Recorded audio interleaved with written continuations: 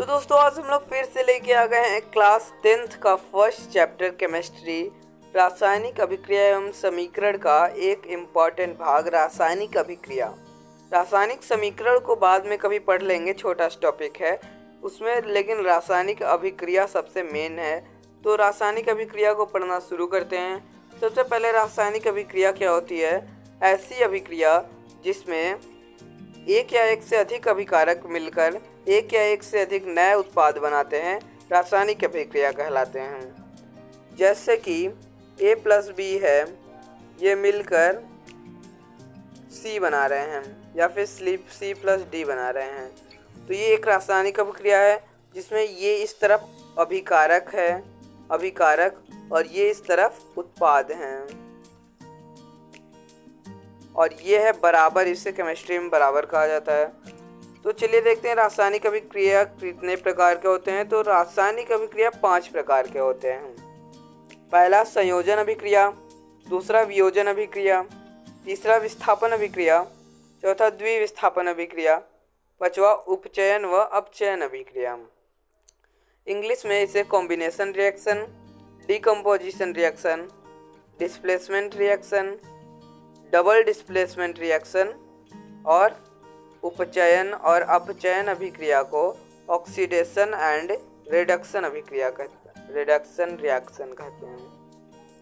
तो चलिए सबसे पहले संयोजन अभिक्रिया को पढ़ते हैं। संयोजन अभिक्रिया ऐसी अभिक्रिया होती है जिसमें 2 या 2 से अधिक अभिकारक मिलकर केवल एक नया उत्पाद बनाते हैं, संयोजन अभिक्रिया कहलाते हैं। जैसे हम लोग देख सकते हैं H2 प्लस में O2 मिलकर बनाते हैं H2O। तो इसमें दो अभिकारक हैं, 2 अभिकारक मिलकर एक उत्पाद बना रहे हैं, तो ये संयोजन अभिक्रिया है। ये अभी बैलेंस नहीं है, बैलेंस करना चाहें तो कर सकते हैं। अब बैलेंस हो गया, तो अभी इसमें केमिकल बैलेंसिंग का मत ध्यान दीजिएगा, मैं बस रासायनिक अभिक्रिया के बारे में बात करूँगा।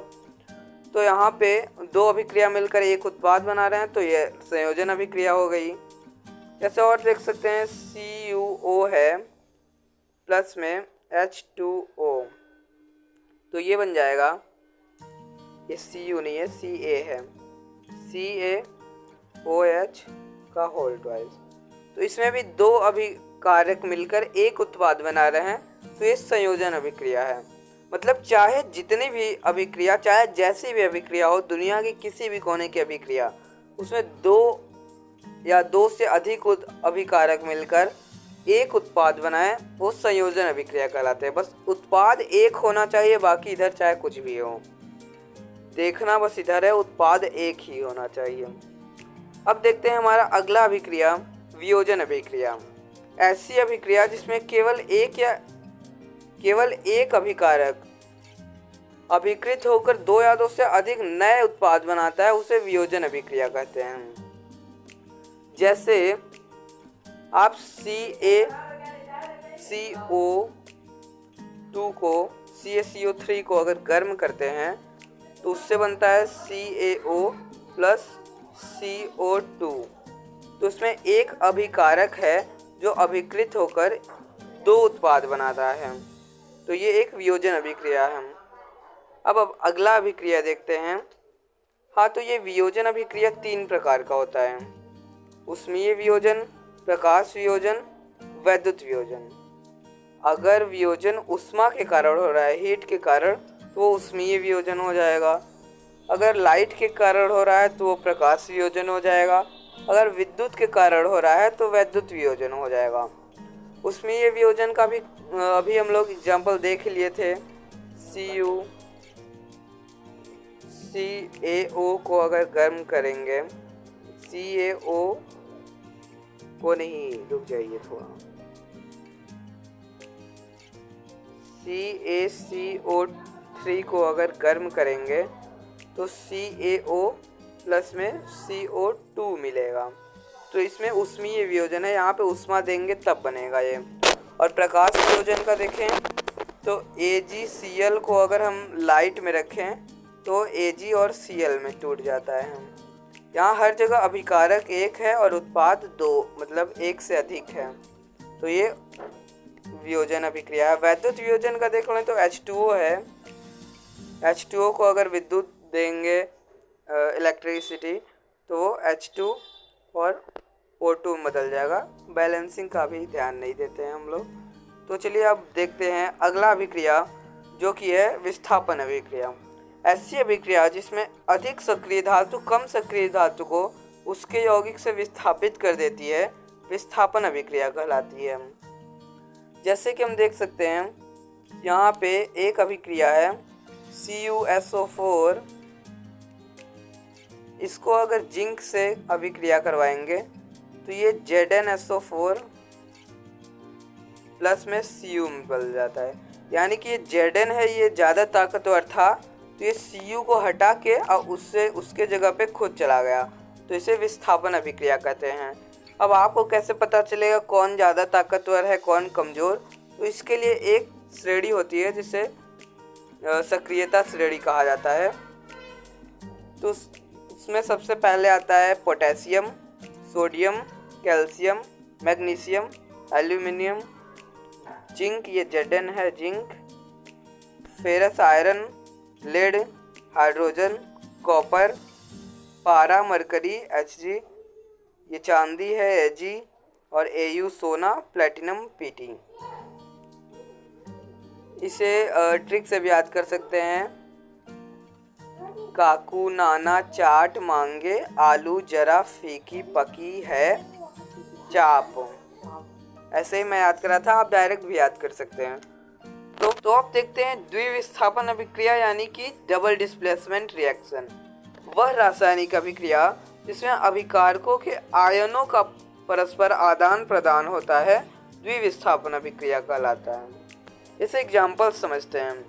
जैसे NaSO4 है प्लस में BaCl2, ये मिलकर क्या बनाएंगे? इसे प्लस आयन है, इस पे माइनस आयन है, -2 Na2SO4 है, -2 आयन है, और इस पे +2 है और इस पे -1 है। अब ये प्लस वाला इसके साथ अपने बेस्ट फ्रेंड्स के साथ चला जाएगा और ये इसके साथ चला जाएगा, तो वही NaCl2 के साथ चला जाएगा तो बन जाएगा NaCl, और BaSO4 के साथ चला जाएगा तो बन जाएगा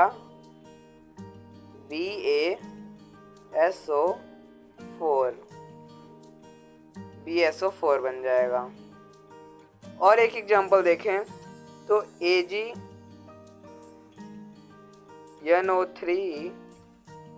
जब KCl के साथ मिलेगा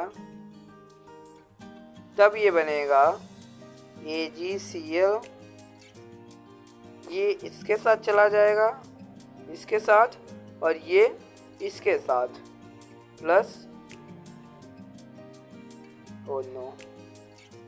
KNO3। तो अब देखते हैं हमारा अगला रिएक्शन जिसका नाम है ऑक्सीकरण एवं अपचयन। ऑक्सीकरण को उपचयन भी बोला जाता है। उपचयन ऐसी अभिक्रिया जिसमें ऑक्सीजन का संयोग और हाइड्रोजन का ह्रास होता है। मतलब ऑक्सीजन जुड़ता है और हाइड्रोजन निकलता है तब ऑक्सीकरण होता है, और अगर हाइड्रोजन जुड़ता है ऑक्सीजन निकलता है तब अपचयन होता है, और ऑक्सीजन जुड़ेगा हाइड्रोजन निकलेगा तो अपचयन अगर ऑक्सीजन जुड़ेगा और हाइड्रोजन निकलेगा तब ऑक्सीकरण होगा, और हाइड्रोजन जुड़ेगा ऑक्सीजन निकलेगा तब अपचयन होगा। अब इसका भी एग्जाम्पल देख लेते हैं। जैसे मान लीजिए Cu है, इसमें O2 आया तो ये बन गया CuO।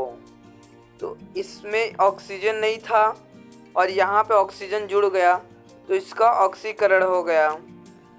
और अपचयन का एग्जाम्पल क्या लें? अपचयन का एग्जाम्पल ले सकते हैं जैसे कि Cu प्लस में CuO है यहाँ पे प्लस H2, तो ये मिलकर बन गया Cu प्लस में H2O। तो यहाँ पे Cu में से ऑक्सीजन निकल गया यहाँ पे, तो यहाँ पे अपचयन हो गया, यानी कि ऑक्सीजन निकल गया। और यहाँ पे एक चीज़ और ध्यान देने वाली बात है, H2 में ऑक्सीजन नहीं था, लेकिन यहाँ पे H2 में ऑक्सीजन जुड़ गया, यानी कि इसमें ऑक्सीकरण भी हो रहा है। तो यही था हमारा अगला टॉपिक, जिसका नाम है रेडॉक्स अभिक्रिया। रेडॉक्स अभिक्रिया में क्या होता है, अपचयन और उपचयन, यानी कि ऑक्सीकरण और अपचयन दोनों साथ साथ में होता है।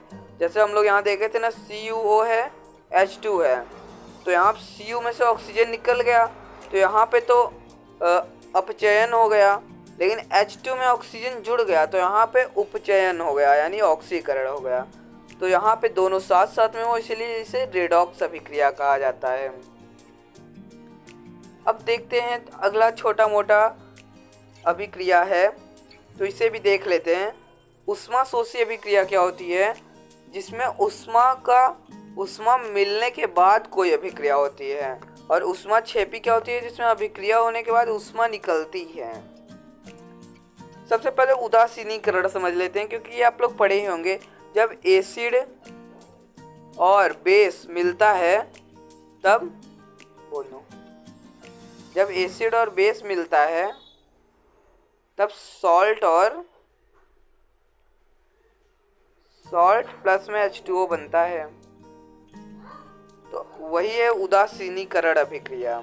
जैसे HCl प्लस में NaOH मिलेगा तो बनेगा NaCl प्लस में H2O। तो ये था उदासीनीकरण अभिक्रिया, ये आप लोग को समझ में आ चुका होगा। तो अब बढ़ते हैं ऊष्माक्षेपी और ऊष्माशोषी अभिक्रिया क्या होती है। अब जैसे कि CaCO3 है, इसमें जब हम मान लीजिए CaO है, इसमें जब हम देंगे H2O, इसमें जब पानी मिलाएंगे H2O, तो ये CaOH2 बनता है और यहाँ पे ऊष्मा निकलता है। तो ये ऊष्मा जिसमें निकलेगा अभिक्रिया के बाद, गर्मी निकलेगा, हीट निकलेगा, तो उसे ऊष्माक्षेपी अभिक्रिया कहते हैं। और जिसमें यहाँ पे ऊष्मा देना पड़ता है अभिक्रिया करने के लिए, तो उसे ऊष्माशोषी अभिक्रिया कहते हैं। तो चलिए अब ऊष्माशोषी अभिक्रिया का भी एग्जाम्पल देख लेते हैं। जैसे कि पहले इसको मिटा लेते हैं यहीं पे।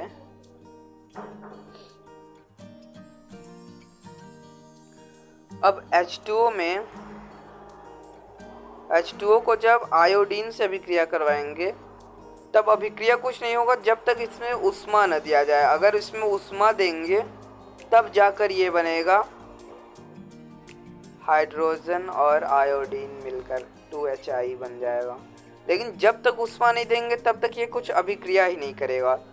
तो मतलब ऊष्माशोषी में क्या ज़रूरत होती है, ऊष्मा की हीट लेगा, इसमें हीट देगा। और उदासीनीकरण अभिक्रिया में एसिड और बेस, अम्ल और क्षार मिलकर लवण और जल बनेगा। तो यहाँ पे हमारा टॉपिक ख़त्म होता है। तो आई होप आपको अच्छा लगा होगा वीडियो। अगर अच्छा लगा होगा तो लाइक कर दीजिएगा, चैनल को सब्सक्राइब कर दीजिएगा अगर आपको और वीडियो चाहिए तो। और अगले वीडियो में क्या टॉपिक लाऊं आप लोग कमेंट बॉक्स में ज़रूर बताइए।